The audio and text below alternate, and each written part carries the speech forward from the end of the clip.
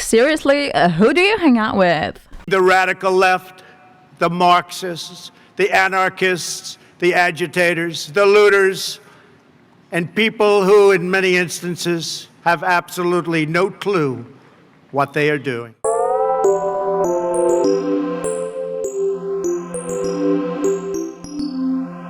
So, what's up, Husi? You look tired. It's been a weird week. You told me. That's a problem. You didn't have to sign that contract. So last time you divulgated already some private information that I had to beep. Yeah. And my viewers were not happy about beeping. They thought that I'm becoming this conservative person who's... your many viewers? My many viewers. And those viewers actually already left some comments. Yes, guys, we are getting comments on people. Honestly, I have to thank a lot our viewers. I had the pleasure to deliciously read those and let's read them. I see people like reading the comments of the podcast. Almita, can you read them? Yes, so the first one, quit talking, Kami. No, that's not the first one though. No, first we have to start with the good ones. Okay. Like can you start reshooting? Okay, the good she one. fucked up the whole flow.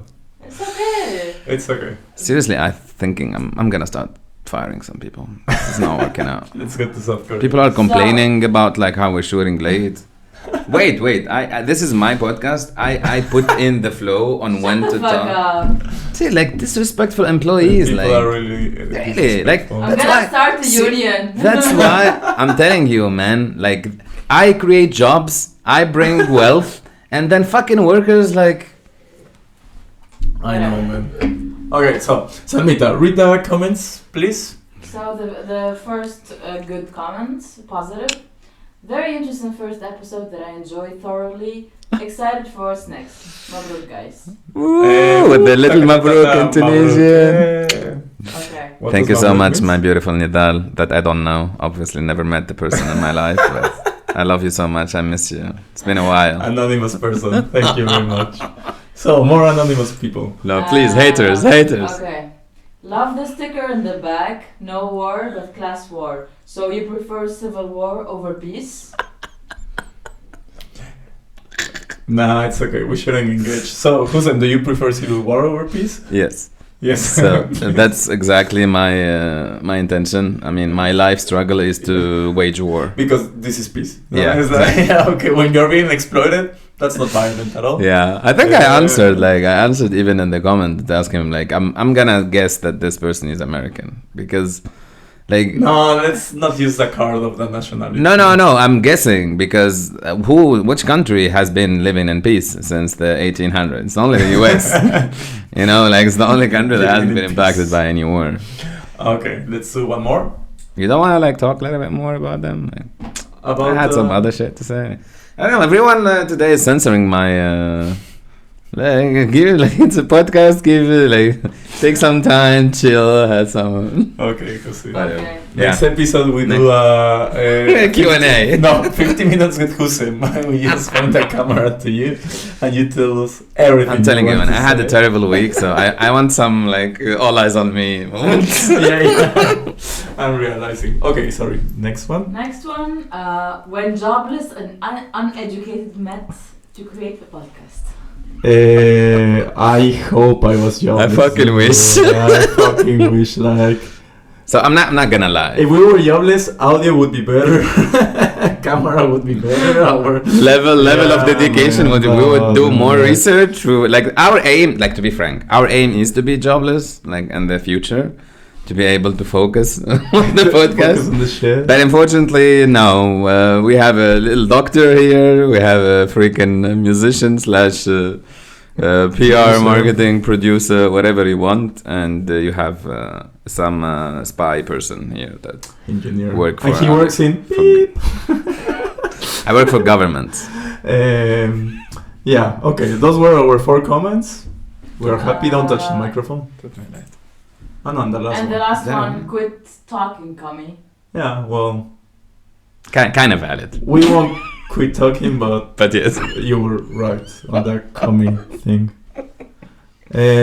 Yeah, amazing. But please keep those going. Like I'm loving the trash. Yes, like if you're trashing us, do it. Yeah, if Try you're to gonna be say like nice clever, like a little bit more clever. But if you're gonna say nice things, like no need. But if there is some hate, don't please. throw flowers. It's like No, the hate. We love the hate. ego of Hussein is already too high. Man, I know you are going through a difficult moment, but the world apparently is going through a difficult moment. Can you tell us a little bit what's going on? Yeah. I mean, it was almost impossible to follow. Like, later, I think I haven't seen such a snowballing of events and all over the world. I think since World War II, there weren't so many things happening on all the fronts. I'm talking like in the West, in Asia, in Africa, in the Americas. Like if you see, Well, like always also it's like easier to follow like the media around it. But, you're saying that probably the amount of information that we get exactly, now. like things are always happening. Yeah, but I mean, it's always a pleasure to see Western powers struggling. That's like always fun. So yeah, if you're not aware, obviously France has been going through a deep crisis, a deep institutional crisis. Like we can see that the Fifth Republic is almost crumbling. And there is an impasse now. Like we have a big monarch. I identify as French, as you know. French Hussy. French Hussy, yeah. I mean, I'm entitled. Like my grandfather was killed by French colons, so I'm entitled to have But opinions. your other grandfather fought for the French. Yes. Wow. Yeah, this is actually a discovery. Yeah, he went to Indochine. Yeah. Oh, tell us a little bit about it. No, next China? episode. Yeah. Oh, okay. Yeah. But I think he didn't survive. He killed some Vietnamese. Probably. Who knows? Okay. Nice shirt. Yeah, I know. We will talk about it. But yeah, I mean, the Macron, the new monarch of France, is going through his delirium. He's refusing to acknowledge the big relative win of the left front. So first time, like the habit or the tradition in France is that after parliamentary. So by the way, the president Macron called after he lost in the European elections. He decided to dissolve the parliament, and he called for elections by his own decision. So he could not have done it, but he'd done it. So to tell you like the delirium of this person. So he called for parliamentary election for That sounds like, how do they call this shit? Regime? Yeah. Dictatorship? I mean, it's France. The Democrat. They're Democrat. That doesn't happen. Yeah, I mean we can talk literally about authoritarian derive. Like, do we say derive, Salma, in English? Derive autoritaire. Authoritarian slide. What?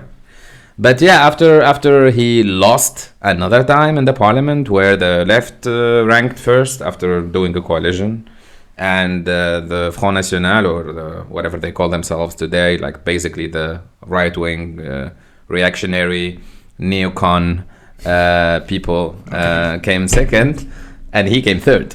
Yeah. So not even second, and he decided, in opposition to the French tradition, to not ask the people that came on the first to name the prime minister, and since then he has been using this constitutionally valid but anti-democratic law 49.3 49.3, which is something that let you bypass the parliament and pass laws and pass finance shit and so on. So first time, there was 2 destitutions of the first prime minister, Attal, who's actually Tunisian by background, and now this other second prime minister, I forgot his name actually. He's so forgettable. But yeah, machine cog, establishment person. And there is a big blockage now in France, big crisis. Now France is borrowing money on the market with the same rate as Greece.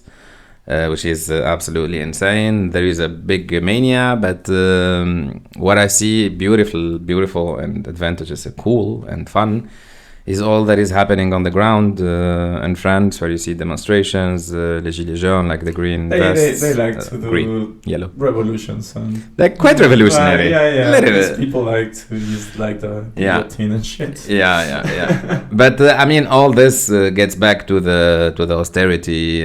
So Macron in the last 7 years has been giving tax bonuses and tax gift to all the billionaires. Unfortunately for him, there was COVID, and then there was wars, and then he didn't plan that. So there is no reindustrialization. There is no new cycle of production that is happening in France. People are getting fired. People are getting laid off massively in France. And he's now proposing more cuts to the public service, more austerity, more so. So it's a big mess. It's a big mess. Yeah. The world is falling. World is falling, and that's the crazy thing. So now we have France, who is in deep crisis. We have Germany, that has been in recession for the last year or so. Also big crisis. Also new elections in March. Preemptive elections, with all the shit of not wanting to go above 3% of debt or 6% of debt, something like that. So you have Europe.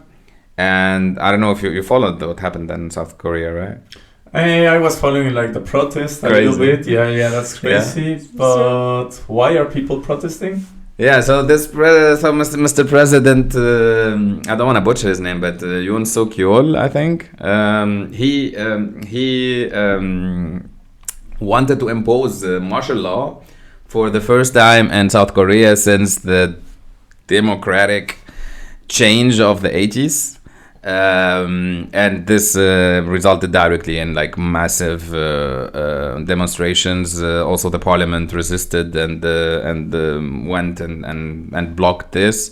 There was like a huge social anger. He directly retracted afterwards, like when there was blame from all over the world, including his allies. But why, if his policies are so good? Like he wanted to reduce the hours of work. Exactly. Yeah, okay. What was that? So this is something that, to be honest, I didn't know about. I just checked this today, and I was like, it's a clusterfuck. Like I was South Korea is like a neoliberalist wet dream. Oh yeah, wet dream. Absolutely. So this guy, one of the things that he had, as all fucking neoliberal countries, Salma is almost sleeping. He has this pro-business austerity measures that he's pushing all over, and one of them is that he's extending working hours. So he's extending. He's not reducing, extending working hours beyond, and listen to this, the 52 hours work week cap. In South Korea, the work week cap is 52 hours per week. So he wants to extend it. And he wants to extend that shit. Like he wants to get your fucking bed in the company, finish it, get to sleep, and then these lazy people, they have breakfast. What the fuck? What do they think? How dare you? Seriously, free time, weekend. Why do we have weekends? It's insane. People actually don't know the fight that led into having a weekend. Like in Mexico, it was a big discussion because they wanted to reduce to 40 hours, to the normal to standard, the European standard, normal standard, and the business people were like, no, the economy will crash. Will collapse. Yeah, will collapse. The economy is going to fall. I think no one believes this economy will collapse anymore after COVID. Keep working, guys. Yeah, I mean, we as jobless and educated people, we wouldn't know. Because we don't know. Yeah, because my weeks are 40 hours for sure. And so besides this 52 hours extension that he wanted to do, he's obviously focusing on reducing corporate taxes, on pushing high income gains, on not having any caps on wealth in general. So basically serving the soup to the financial elites and to serving the markets. Yeah. That's happened. And one thing that is because I mean, I remember I had a friend who got a little bit offended that I said, like, you know, I put quotes on democratic, and like I have a South Korean friend that got offended that I told her, like, I don't think that she's sleeping. She just worked 60 hours.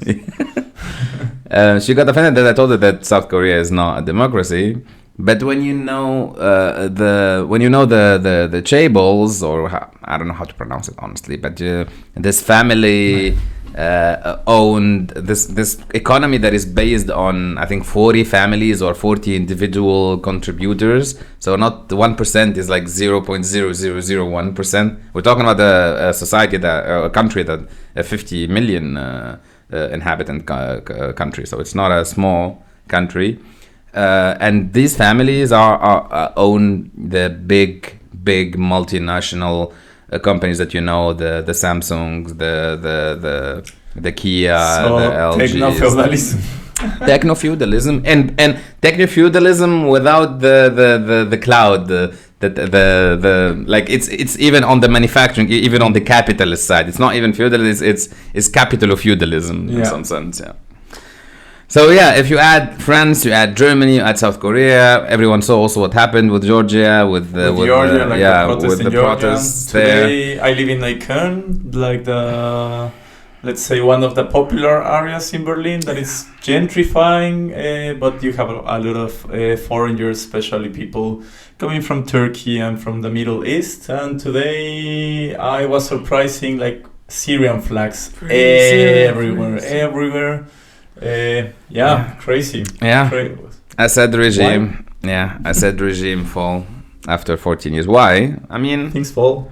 Things fall. Yeah. I mean, the Syria topic is an absolute puzzle. It's a mind game. It's a mind fuck. It's really complex. Like there are so many parties taking part. Yeah. Many countries also influencing. Like, can you tell us which countries are involved? I mean, the one that comes to my head now, obviously Turkey by default, like it's the main contributor now. But through Turkey, for the rebels for taking Damascus. Yeah. But through Turkey, you have the U.S. because we are allied, but not that allied, but whatever. So, but U.S. has boots in the U.S. and Syria and. So you have Turkey, you have US, you have obviously the supporter of the regime, you have Iran, you have Russia, you have United States Emirates.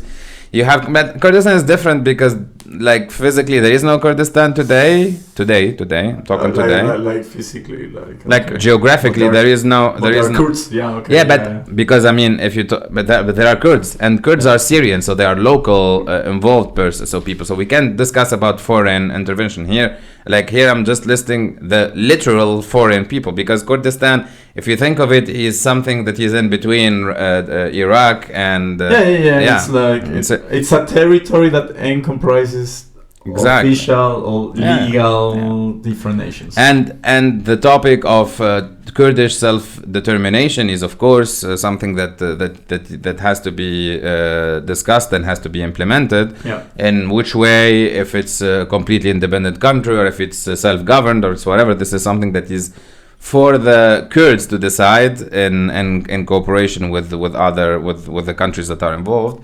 That always works. But that always works. We've seen that. Maybe if they go to the UN, and maybe the UN can solve that problem. I think exactly. It happens in Israel, Palestine. If you ask, it happened in Sub-Sahara. If you ask nicely, in Western they Sahara. will give you your country. Don't worry. No. If you want a country, you need to fight for it. Yeah, and so all this, why? I don't know. I have a belief personally that there is a why. Like there is a. I mean, we can see the sharh. Sure, yeah. Of course. I mean, I multitask in different languages. Deal with it, bitch. Polyglot. Hashtag polyglot. But you can see the crack. And it's not even a crack now. I think it's a fucking it's a hole in neoliberal system or neoliberal status quo. And And I'm just gonna give you one simple comparison. For the last 50 years, if you take what a worker produced, like the productivity of a worker 50 years ago and today, the worker productivity rose by about 150%. These are like like it's like we were talking about the inflation, inflation taken into consideration. Don't over-explain. We understand that concept. 150% of of worker productivity rose in the last 50 years. If you still see how much a worker was making 50 years ago and today, and you put it and you take into consideration inflation, you would see that the worker is not making money, not making more money. It's either the same or slightly below or slightly more. Even when the production incremented. 150%. And this is, of course, the incrementation of the technology, of the productivities because of technologies, because of a lot of factors. But if the production is incrementing, where is the money going? Exactly. And what about this myth of if you work more, if you work harder, you will make more money, you will be more successful? It's not the case. And if you have about 50 trillion, this is the last 30 years, not even 50, you have 50 trillion of money, of wealth redistribution from the 90% bottom to the 1% bottom, you obviously will expect all these cracks, all these problems, all these revolutionary social risings. Well, exactly. This reminds me on this graphic. Probably Salma, when she wakes up, she will put it on the, on the post production. For sure. But there's like this graphic that compares the wealth distribution 1 year before the French Revolution. Ooh. And nowadays, and it's identical, dude, like seriously identical. Like the nobility in France was making as much money as the bourgeois today. It was like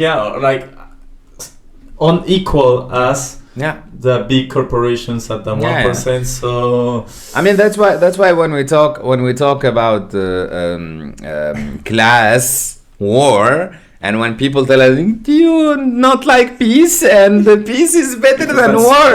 And like, thank you, dude. We didn't know that because shit. Working 60 hours for a bread is peace. And we have to understand what does it mean, like, because what does it mean to be a worker? What's the But where are you listening? But what does it? What's the psychological impact that the worker life has on you? That alienation towards the product, towards your life, towards the society. That because I mean, in our generation, in our era today, the solitude that the worker is living today is like it's exponentially more compared to what we were living in the 80s. And then people ask like, why did they vote for that guy, for that extremist guy, from that guy that is offering like the easy answers for complicated questions? Like, well, welcome. And that's the thing. Like you can extrapolate it to the Palestinians. It's the same thing. If you don't give a glimpse of hope to people, if you condemn them to a life of misery, of servitude, of slavery, revolution happens. Yeah, it's true. Yeah. Well, talking about revolutions. I like your shirt, man. I know. I have to say. It's from the amazing Vietnamese football team. Fuck yeah. Do you know any player? Do you know any player? Nguyen, probably, because it's fuck you. It's like someone's called Mohammed and Gonzalez. Gonzalez. But really, Nguyen. I was 3 weeks in Vietnam. Fucking bourgeois privileged people having 3 weeks of holidays? How dare you? Yeah, I know, dude. Like, I know. I'm Yeah, sucking yeah. from the teeth of this system. I know. Of course. It was an amazing experience. Amazing country. Like the people. How beautiful was it? It's like nature-wise speaking, landscapes like beaches, mountains. Like it's really, really beautiful. Really easy to travel. Really safe. Insanely safe. Like for solo travelers, women especially, because let's accept like traveling as a woman. Of course. It's another thing, and I really recommend this country for the history, for the culture. Like I left my phone like thousands of times, just like there, I forgot it. Like nothing gets stolen. Really amazing, and I think I have like 2 little stories, just like to I think summarize. you had almost like a death experience, like not a near death, but like a dangerous little I experience. had like some adventures. So let me Yeah. say something before you start saying. So disclaimer: I traveled with this person a few times, and he's looking for a literary beautiful ending for his life, or for someone to witness his last moments and to come up with a poem or a short story or a novel. I like Nah, you fiction. do. You do go insane, but no, go ahead, tell us. Yeah, like sometimes I push the limits, and this time I think I did. Like I went with my little motorbike to a place called Mison. There are like some ruins, and on my way back, it got dark, like the night fell, and then like a storm, but like a monsoon, like this tropical storm, and this is this little road like in the mountains, and it's like just 2 senses, like cars going to one direction, cars to the other one. I could only see like a curtain of water, like the lights of the buses, like that, and I was like driving, like oh my god, no phone, no battery, nobody to call. Classic. The little mountains. I was like, there was a moment I said like, Mario, this is too much. Like this is too much. And then my motorcycle starts switching off. Like, I'm like, okay, fuck, turn it on. Again, then 1-2 kilometers. I was like, I'm going to fucking die. Somehow I managed to go to this little community. I get like down, like in there was a little roof, and I'm just waiting, like thinking like, what the fuck, what should I do now? And it was a beauty salon, and they open me and they make signs like, hey, come in. In the little towns, people don't speak English, everything like with Google Translator. I was like, yeah, my motorbike, like it's dead, it's fucked up. Don't worry, they made like tea for me. They asked me where I had to go, and I said like Da Nang. And one person told me, I live in Da Nang, like I can bring you there. But stay, like chill a little bit. Do you need a haircut? And I was like, yeah, shit. Like I got a haircut there because we just needed to kill time. Fuck yeah. And then Help the local. absolutely, and businesses. this woman like drives me, but it's still raining. So she's like, this is too much. Let's go to my place first and wait. Okay, we go to her place, and like I see this studio. That was a size of the whole house, Wow. like in the size of So this it's room. like 10, 15 Like square. 15 square meters. She was living with her son. He was like 16, and there you have like the kitchen. They were sharing like the bed, like really, really humble One room, thing, really, yeah. really humble thing. And they have like this little altar for Buddha, where they place like something to drink, Scents. like really nice. And then she gives me like this candle of incense. It's called? Incense, yeah. Incense. Just to put it in the Buddha, and she starts like praying. sweet. Super beautiful. And I asked her like, hey, what are you asking? I was really curious, and if Google Translator is No, correct, it's not lying. Pretty legit. She was praying for my health and the health of my family. Oh. It was beautiful experience. They gave me food, and she even told me like, yeah, sorry, I don't have much, but whatever you need. And amazing people, like seriously amazing people. And this was one of the many experiences, like Wow. every place where I was, people were like inviting me, not expecting money or something, never asking I was gonna for ask you, something. like, did they ask you? Never ask me for money. Like even people that are selling you stuff, Mhm. they're like, no, I don't want it. it's fine. So it's like really proud people, I would say. You know, they're not like they like to treat foreigners well, but they are not like serving them. Yeah. There is You not know? there isn't that master Exactly. servitude type of relationship. I mean, they fought hard for their country to. They fought hard for their country, and this brings me to the second story, which I think it's going to open a little bit of the discussion. I was in this hostel, and I met this lady. She was like in her 70s, probably late 70s. And I was talking to her, and she was like, yeah, my son lives in Ho Chi Minh or Saigon. So I visited him, and we were like traveling around Vietnam. I was like, okay, nice. Where are you from? I was like, yeah, I'm from Beirut. I was like, fuck, okay, I'm really sorry for everything that is happening. I hope that your family is doing well. And she's like, yeah, it's okay. It's fucked up, but it's okay. And she told me, I will tell you something. I'm 70-something.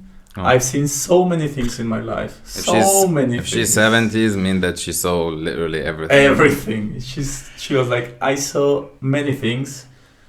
I already lost hope when the thing with Palestine started, or not started, but like exploded more.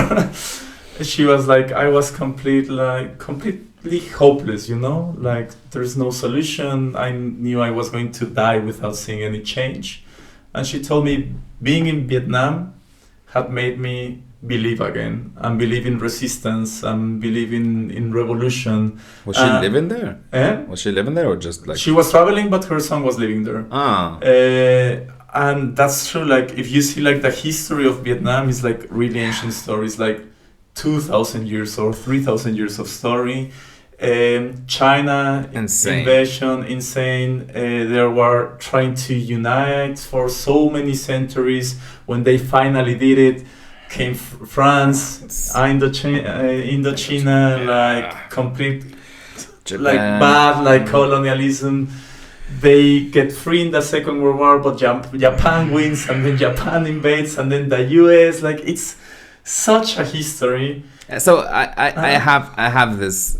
Like, if you got invaded by more than one type of white people, like, it doesn't mean that like the others are, but more than one type of white people, it shouldn't be allowed. We should It should be like one. It should be the red line. You just get to like, you get one time colonization, and that's it. Like, you don't get two chances, you know. Your white man card is like, Yeah, okay, it's you like can colonize entrance. this Yeah, one. it's burnt. You were here like a couple of Get out. 100 years ago. No entrance. Another type of What the fuck, man? it's Seriously. insane. Like, Japan also, like, Japanese colonization is It's insane. atrocious. It's atrocious. It's really atrocious, Japanese colonization. I don't know about the Chinese though. I haven't seen. I don't know a lot of background. It's a little bit more complex because they've all, at least the north, was for most of the time a province of China, and actually in the many names that. But what wasn't the province of China? Exactly. Tibet is a province. And like. They themselves see themselves as the little brothers of the Chinese. Now, because things are good. Even now, because things are good, exactly.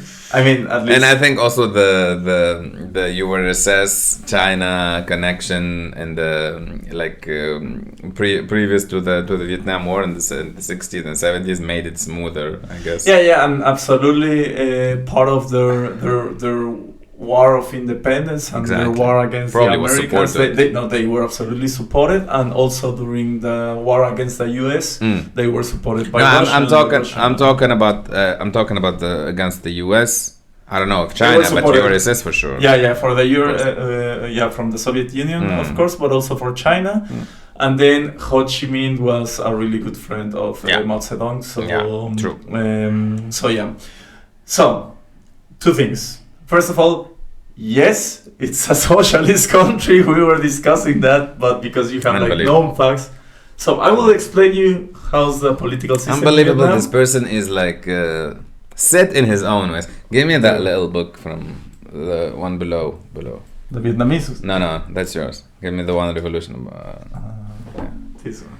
Exactly. just gonna show something to our beloved viewers. Okay. Because we told them that we're gonna have a episode about what you're gonna talk about now. But but we have to. Go ahead. Okay, so this is how it works, the political system. The people vote is a democracy.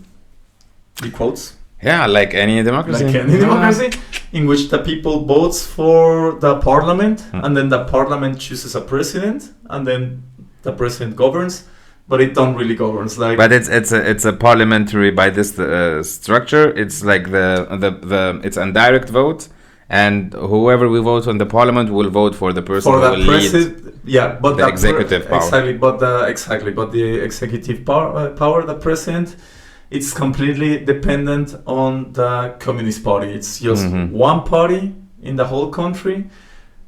That structure doesn't move, and the president is compared like it's powerless against the party, and in the last 10 years they have changed of 3 presidents because of corruption cases. Yeah, I heard.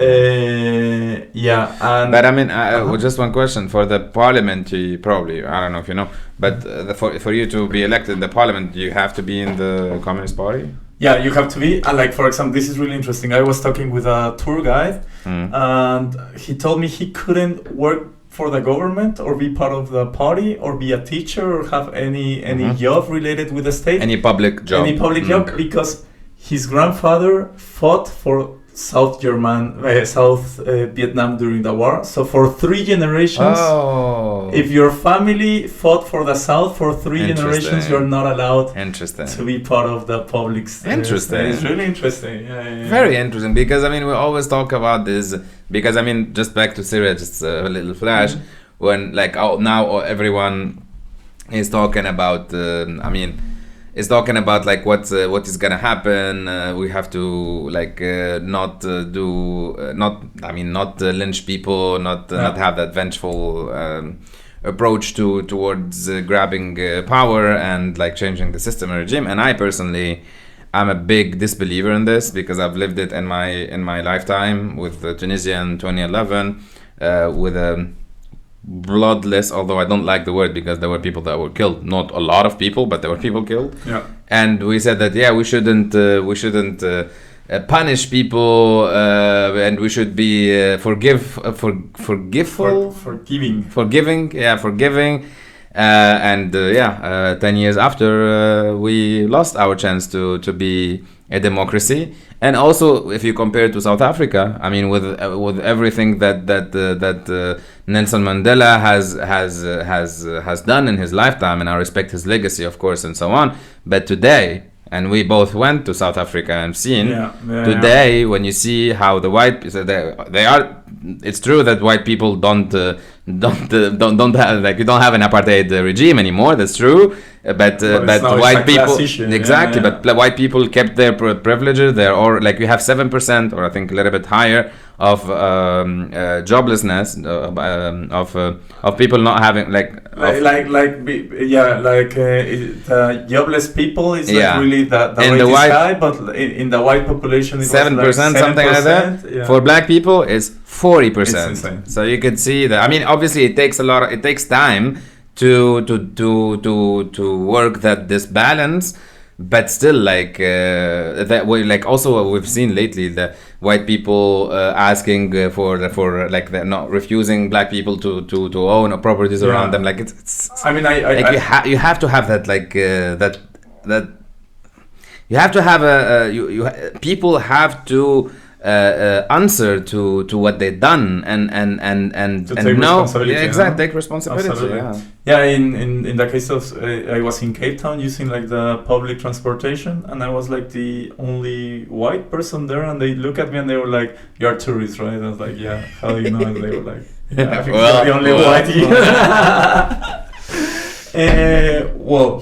And just to close the topic of Vietnam, the thing that also absolutely amazed me, I went to the Mekong Delta, where you have like the tunnels. What is that?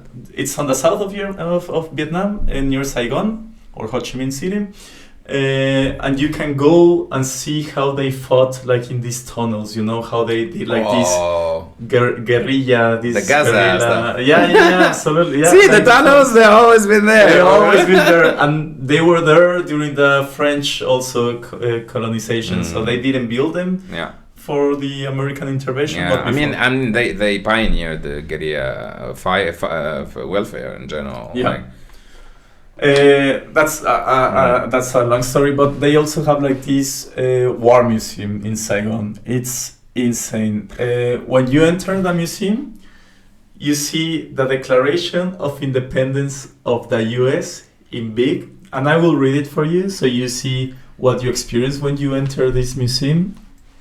It says, "We hold this truth to be self-evident, that all men are created equal, that they are endued by the Creator with certain unalienable rights, that among these rights are life, liberty, and the pursuit of happiness."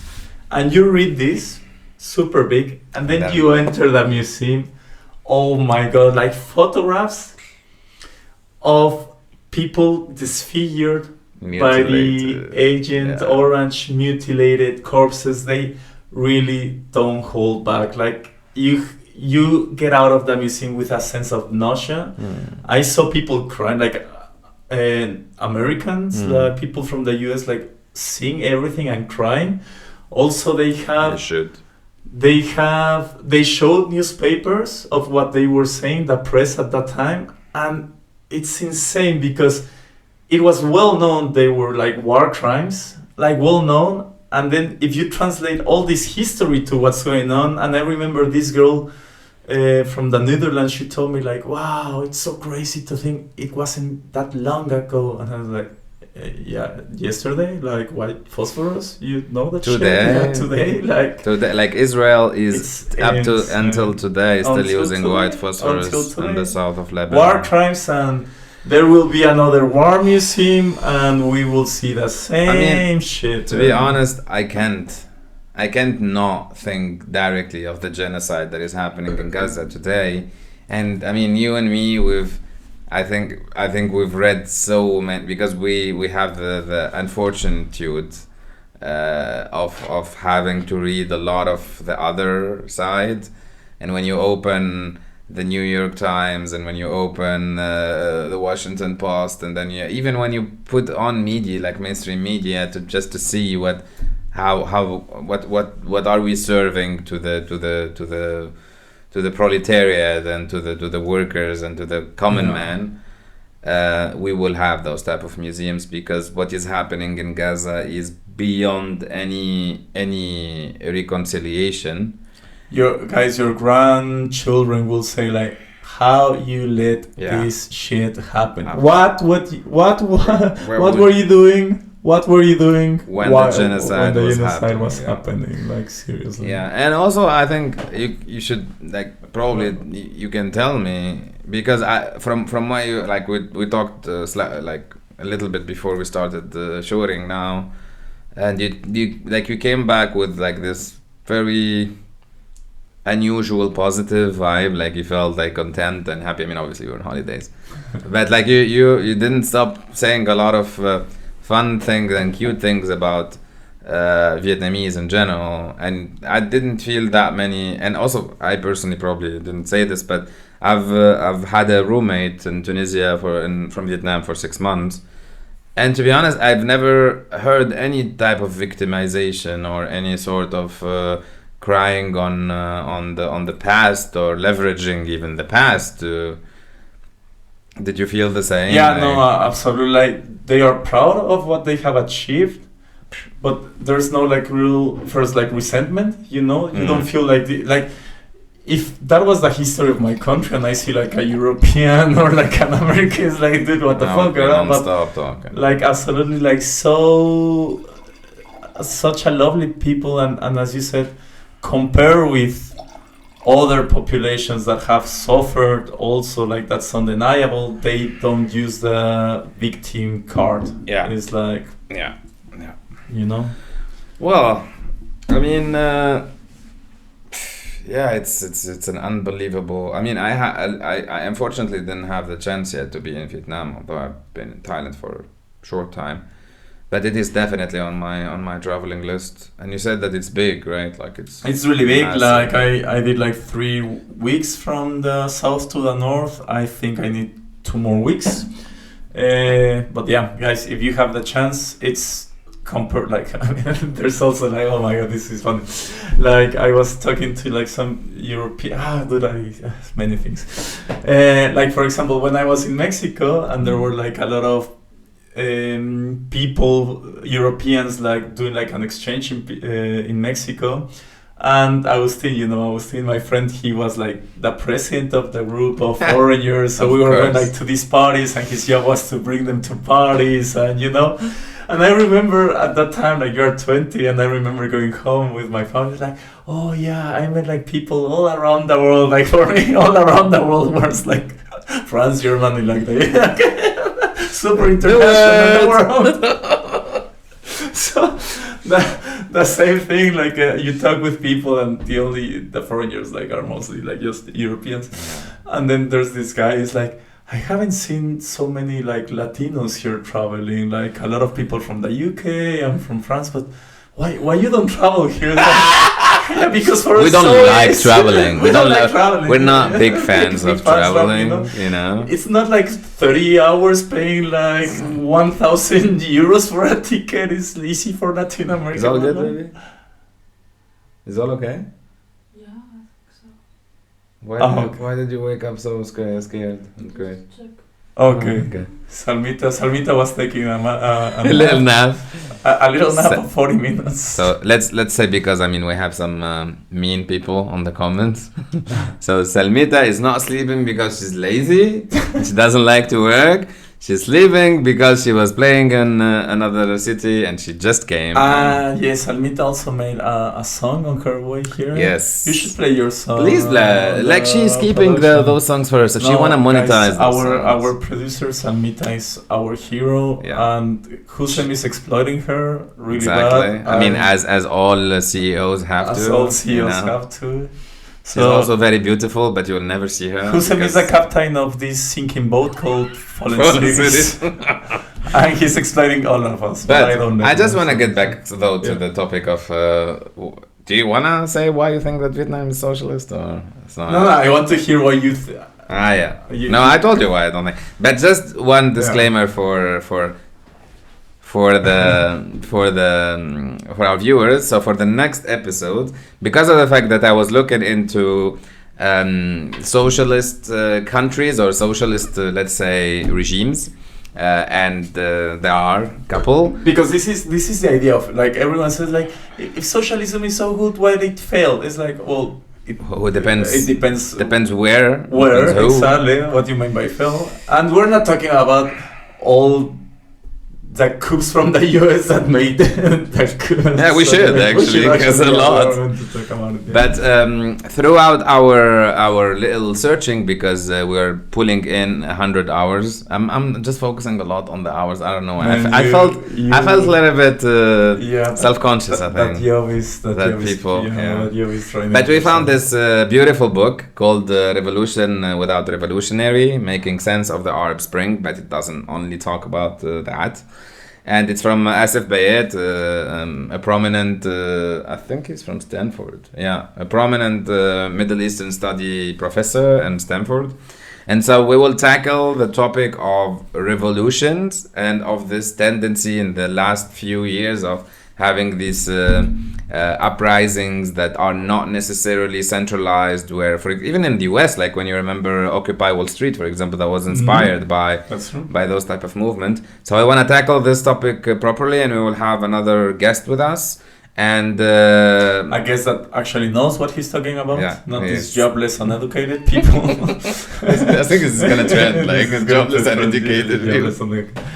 We're gonna use it all the time. Yeah. And Mario will bring in some content that is more America's related. Like we double check a bit, like the fall of neoliberalism in Chile. Maybe. Fuerza Latin America. We're going to do some good stuff. So I think we talked a lot about politics, as always. Yes. If you haven't realize that's kind of the topic of this podcast.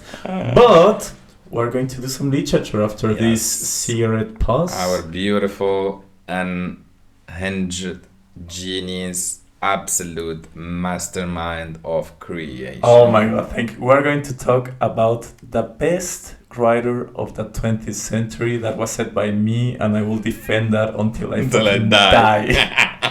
We'll tell I you don't about support it. this. We will tell you about it in the next episode, pause, whatever this is it.